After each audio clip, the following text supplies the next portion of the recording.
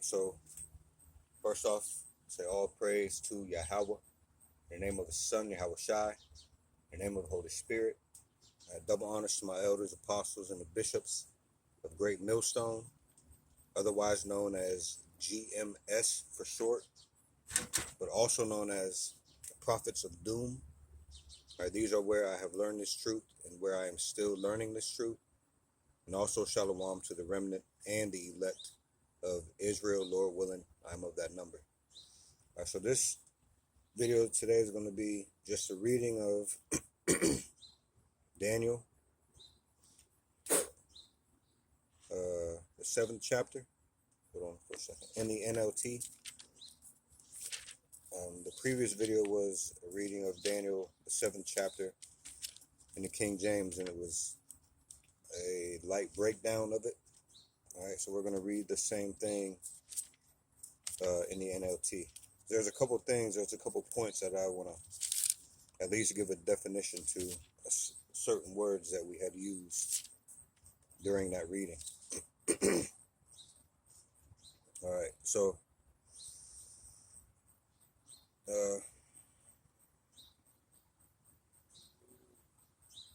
let's all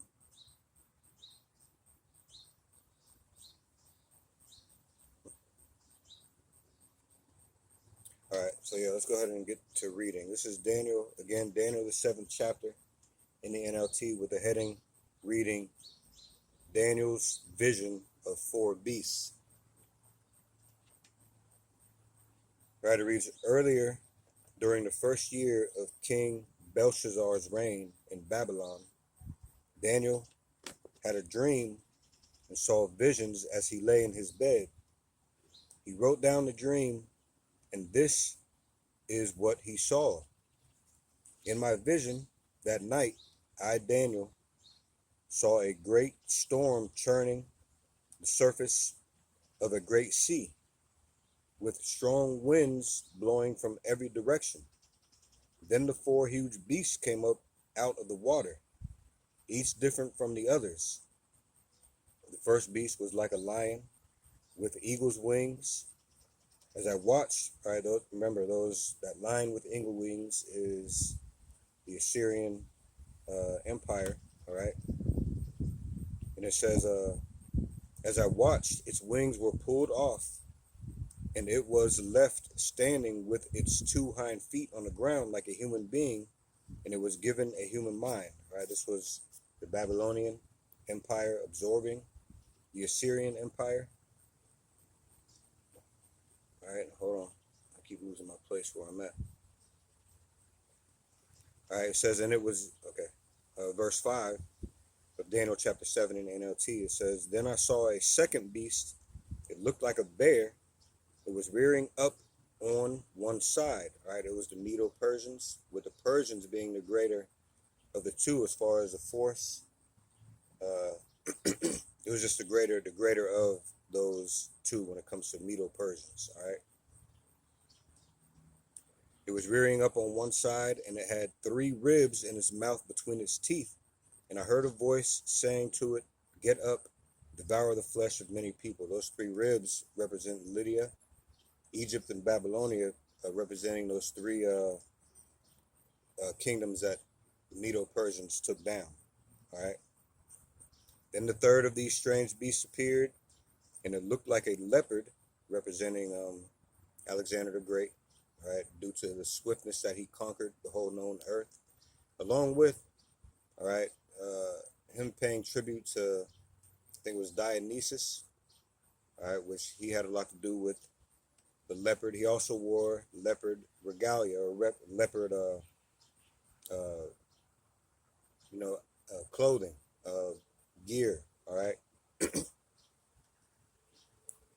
It had 4 birds' wings on its back, and it had 4 heads. Given a great authority was given unto this beast. So the 4 birds' wings on its back and its 4 heads were the 4 generals that Alexander the Great's kingdom was divided amongst.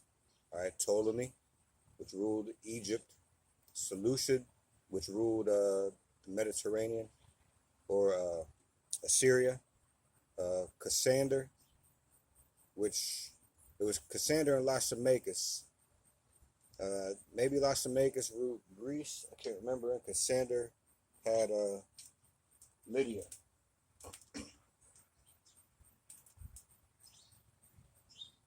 I can't remember right now, but you can go check and look at that. But those definitely were the four generals. All right, it was Ptolemy, Seleucus, Cassander, and Lysimachus. All right, and those were the four. Let me see, where was it? Third of strange beast appeared, and it looked like a leopard. It had four birds' wings on its back, and it had four heads. Great authority was given unto this beast. Right, that was Alexander's uh, kingdom, his dominion. And then when he died, right, it got separated into four generals: Ptolemy, Cassander, Lysimachus, and Seleucus. All right, verse 7, it says, Then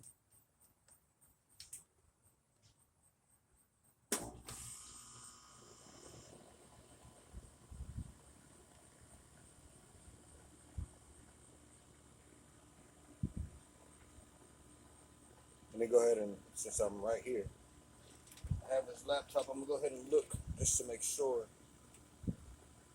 of the areas that they conquered, all right? So give me a second.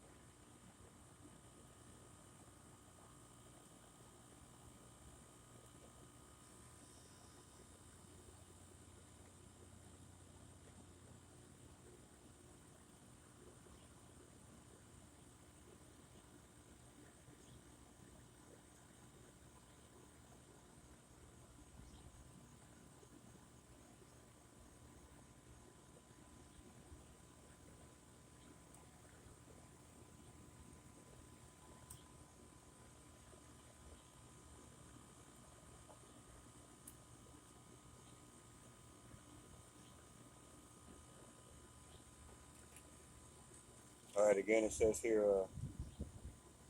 Ptolemy, who founded the Ptolemaic dynasty, claimed the kingdom of Egypt. All right, and there's more to read here, but I'm going to just stop right there. Hold on. Seleucus Nicator founded the vast Seleucid Empire, which was the largest of the successive kingdoms. His conquest and reconquest established a domain stretching from the eastern Mediterranean to the borders of India. His core territories included Babylonia, Mesopotamia, Syria, Asia Minor. Cassander, the son of Antipater, the region of Macedonia, Cassander inherited and fought to secure control over the Hellenistic heartland, all right, Macedonia, which is Greece.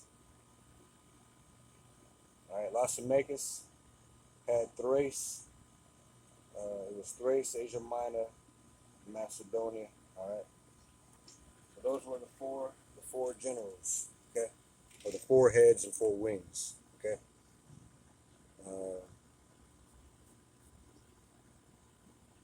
So verse 7 of Daniel 7 in the NLT reads, Then in my visions that night I saw a fourth beast, terrifying, dreadful, and very strong. It devoured and crushed its victims with huge iron teeth and trampled their remains beneath its feet. It was different from any of the other beasts, and it had 10 horns. Again, it differed because those previous kingdoms, all right, it was kings and handed down to families, all right, sons, daughters, whatever. Okay, In the Roman beast, it was a senate. Okay, Rome had a senate. It was the plebeians, patricians. All right, just as in America, being the reincarnated Rome, we have Democrats, Republicans. Okay, 10 horns were 10 other kings that were lesser kings that helped this dominion stay afloat. Okay, so the definition I wanted to get here, we named those 10 from the Roman, those 10 vassal states. But what I want to do here today is go over the definition of what a vassal state is. So let me see. Hold on a second. Really can't see anything on the screen.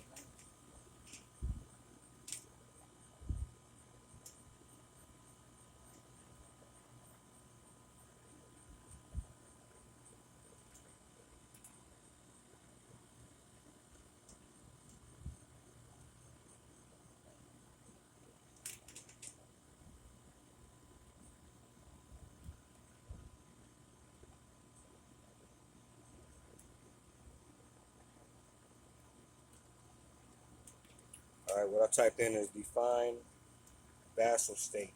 Define a vassal state. So it says here, a vassal state is a subordinate state with limited authority or with limited autonomy, excuse me, that owes allegiance and tribute, often in the form of military service, to a more powerful suzerain state in exchange for protection, political legitimacy, and sometimes economic support. The dominant state controls aspects of the vassal's foreign affairs and potentially their internal affairs as well. This system creates an interdependence where the vassal state ranks lower in a hierarchical structure. All right. So yeah, they have some form of power, but they are lesser when it comes to that greater nation. Okay. In this case, speaking of back in the Roman days, but as we keep stating, America is that reincarnated Rome. So in this day, America has its vassal states, right? It is a power. It is a part of a dominion. Okay, it is a part of this fourth beast. In Daniel 7, which when we read on down, I don't know what they call it in the NLT, but in the King James, it mentioned America being a little horn that came up amongst the other horns. Okay, so let's see here. Verse 8 or verse 7 again, I'll read that again. Then in my vision that night, I saw a fourth beast, terrifying, dreadful, and very strong. It devoured and crushed its victims with huge iron teeth and trampled their remains beneath its feet. It was different from any of the other beasts, and it had 10 horns. As I was looking at the horns, suddenly another small horn appeared among them. And this is what's talking about America. All right. 3 of the first horns were torn out by the roots to make room for it. Those 3 horns again were the Spanish, the British, and the French. Right over here in this country, when we did the Revolutionary War, all right, those were the 3 other horns that were torn out. All right, and America took its place on the stage. Okay, let me read the top of 8 again. As I was looking at the horns, suddenly another small horn appeared among them. 3 of the first horns were torn out by the roots to make room for it. This little horn had eyes like human eyes and a mouth that was boasting arrogantly. I watched as, okay, then it goes into the Lord, all right, coming down, verse 9 through 15, I think.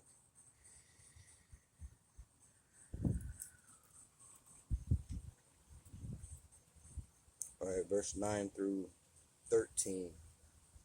Okay, it's talking about when the Lord comes down. All right, and we, Lord willing, we'll get into a lesson where those are brought out the meaning of those are brought out. That is prophecy. This has to do with the Lord coming back. All right. And it's not, it don't say anything about pillow fighting and roses and all that. All right. It doesn't say anything that sounds anywhere near what a Hallmark card would sound like. All right. The Lord is coming back to do damage, man. So let's pick up in verse 11, though. All right. Or 15, excuse me. 15. It's Daniel 7 and 15 in the NLT. It says the vision is explained. Okay. Speaking of the verses that we just read.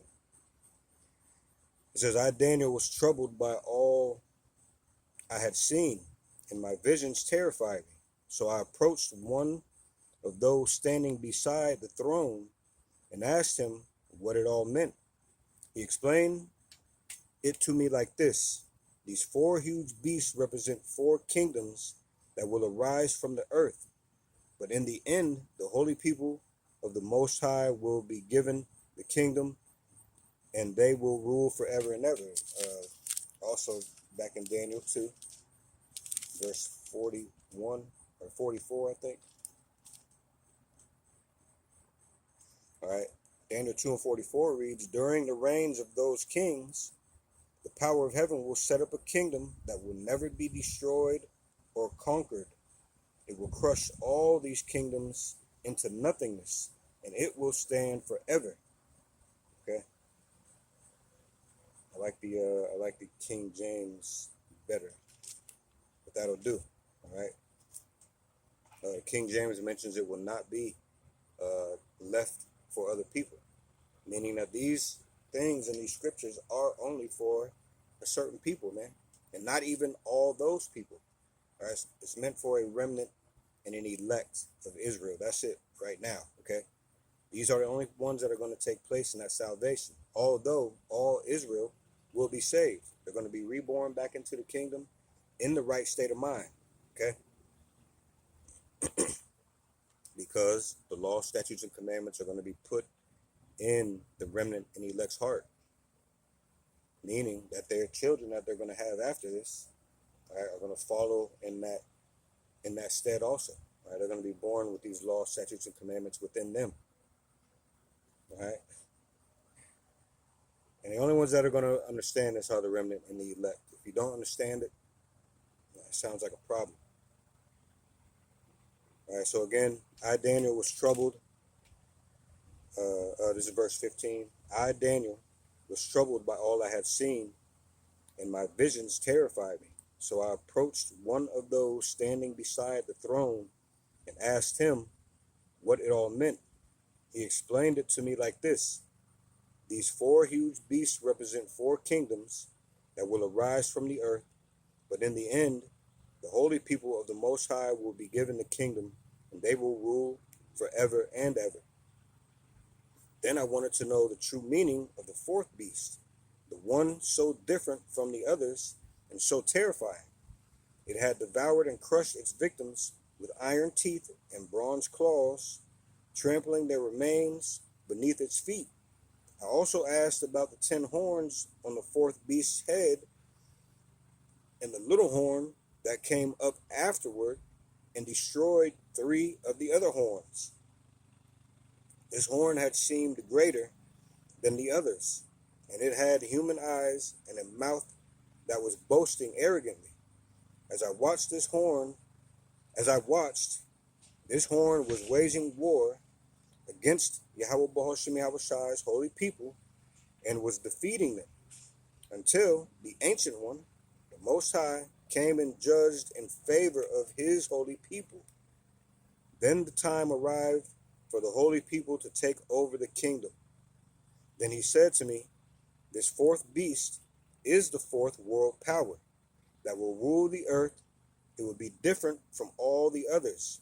It will devour the whole world, trampling and crushing everything in its path. Its 10 horns are 10 kings who will rule that empire. Then another king will arise, different from the other 10, who will subdue 3 of them. He will defy the Most High and oppress the holy people of the Most High. He will try to change their sacred festivals and laws and they will be placed under his control for a time, times, and half a time. But then the court will pass judgment, and all his power will be taken away and completely destroyed. Then the sovereignty, power, and greatness of all the kingdoms under heaven will be given to the holy people of the Most High. His kingdom will last forever, and all rulers will serve and obey him. That was the end of the vision. I, Daniel, was terrified by my thoughts, and my face was pale with fear, but I kept these things to myself. Okay? So that there was the reading of Daniel chapter 7 in the NLT. Hopefully it was edifying and sincere, or hopefully it came through as sincere and edifying. And with that, all praise to Yahweh, Baal Shem, Yahweh Shai, Baal Shem, Makaha Kodash. All right, double honors to my elders, apostles, and the bishops of Great Millstone, otherwise known as GMS for short, but also known as the Prophets of Doom. Now, these are where I have learned this truth and where I am still learning this truth. And also shalom to the remnant and the elect of Israel. Lord willing, I'm of that number. And Lord willing, we'll see you in the next video. Shalom.